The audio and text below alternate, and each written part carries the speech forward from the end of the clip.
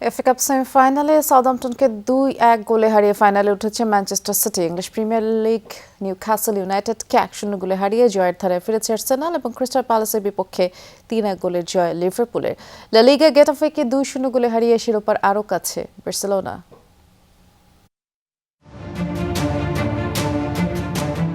বড় দল যে বড় মঞ্চে ভালো করে কামব্যাকের গল্প লিখতে পারে, আরেকবার চোখে আঙুল দিয়ে তা দেখিয়ে দিল এফএ কাপ সেমিফাইনাল। পিছিয়ে থেকেও জয়ী দলের খাতায় পেপ গার্দিওলার ম্যানচেস্টার সিটি। ওয়েম্বলিতে গোলশূন্য প্রথমার্ধ। ম্যাচের ৭৯ মিনিটে উল্টো গোল করে এগিয়ে যায় সাউদাম্পটন। যখন মনে হয়েছিল সব আশা শেষ, সিটি সেখান থেকেই লেখে শুরুর গল্প। ৮২ মিনিটে জেরোমে ডেকোর গোলে সমতায় সিটিজেনরা। ৮৭ মিনিটে নিকো গঞ্জালেসের গোলে প্রথম দল হিসেবে টানা ৪ বার এফএ কাপের ফাইনালে ওঠার রেকর্ড ম্যানচেস্টার সিটির। ইপিএল এর জায়গায় সিটির এফএ কাপের ম্যাচ থাকায় এই সুযোগে লিগে আবারও শীর্ষে উঠেছে আর্সেনাল।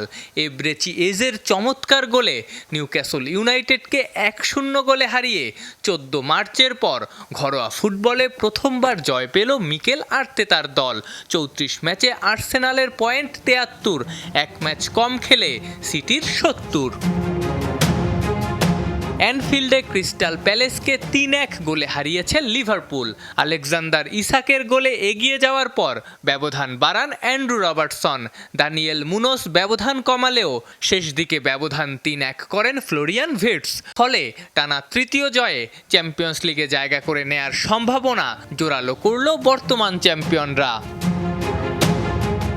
আগের দিন রিয়াল মাদ্রিদের ড্র করার সুযোগ পুরোপুরি কাজে লাগিয়েছে বার্সেলোনা।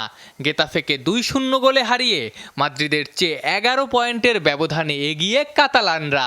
বার্সার হয়ে ২ হাফে ২ গোল করেন ফেরমিন লোপেজ ও মার্কাস রাশফোর্ড। বুন্দেসলিগায় কামব্যাকের গল্প লিখেছে আগেই শিরোপা নিশ্চিত করা বায়ার্ন মিউনিখ। মাইনজের বিপক্ষে প্রথমার্ধেই ৩-০ গোলে পিছিয়ে ছিল ভিনসেন্ট কোম্পানির দল।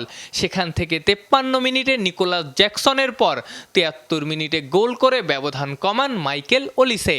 ৮১ মিনিটে জামাল মুজিয়ালার গোলে সমতায় ফেরে বাভারিয়ানরা। ২ মিনিট পরে হ্যারি কেইনের গোলে প্রথমবারের মতো ম্যাচে লিড নেয় বায়ার্ন। তাতেই তাদের জয় ৪-৩ গোলে।